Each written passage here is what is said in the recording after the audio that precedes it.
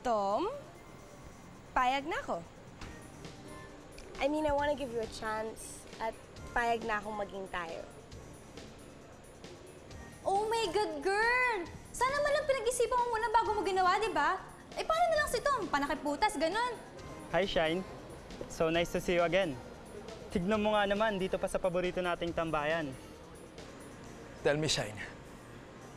May nagawa ba akong pagkukulang sa'yo? Tom, mahal ko pa si Gary.